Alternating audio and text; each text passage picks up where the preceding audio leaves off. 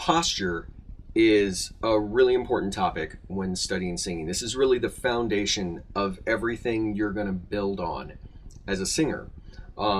If your posture isn't good, you're going to tend to have a lot of tension in your shoulders. You have tension in your back, tension in your shoulders.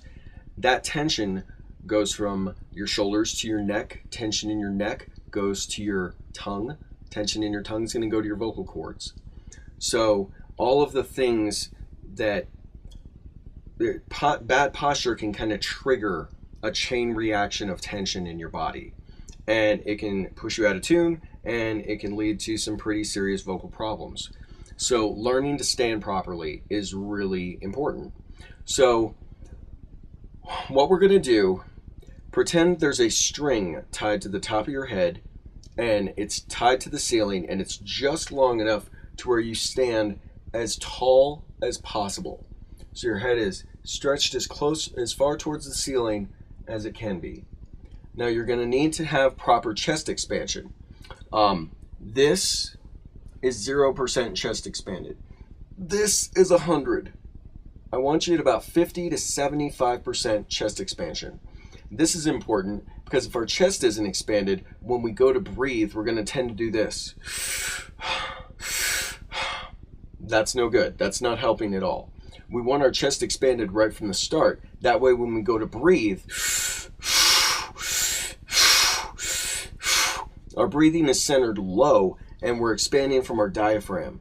We're expanding down and outward in each direction, both sideways and frontways, in order to get maximum expansion, fill our entire possible lung capacity to its absolute fullest. So we're going to stand completely straight. We're going to have our shoulders back. We're going to have a chest expanded. And we want to make sure that we're relaxed. There's no tension in our neck. There's no tension in our lower back. We want to kind of round out our spine. If you think about the natural curve of your spine, it's not straight. Unless you've got scoliosis or another diagnosable spinal condition, your spine should have a natural curve to it. It curves from your neck down to your lower back. Makes a little bit of an S pattern. So what we want is we want our natural curve of our back. We want to have our hips even with our shoulders, standing up straight, chest expanded, and boom, we're ready to go.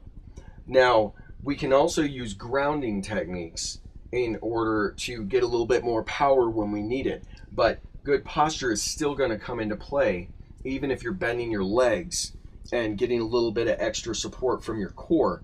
You're still going to need to have that straight up and down posture in order to keep the tension out of your vocal cords. So that's basic posture, really important. Make sure that when you're singing, especially doing exercises, you're feeling for any tension. If you feel tension in your shoulders, correct the way you're standing to get rid of that. If you're feeling tension in your neck especially, you might need to align your head. You might need to stop leaning forward. I see a lot of people do this. You might need to just stand up a little bit straighter. People have a tendency of hunching their shoulders over. One of the worst things I see, one of the most common, is kind of sitting down on your hip bones and hunching your shoulders over. This is a little exaggerated, but it's really not that exaggerated from what I've seen a lot of times. So you really want to bring your hips back, stand up nice and straight, expand your chest out. That's good posture, and this is going to make for great singing. So make sure when you're singing, you're checking your posture, thinking about your body alignment, and watching for tension.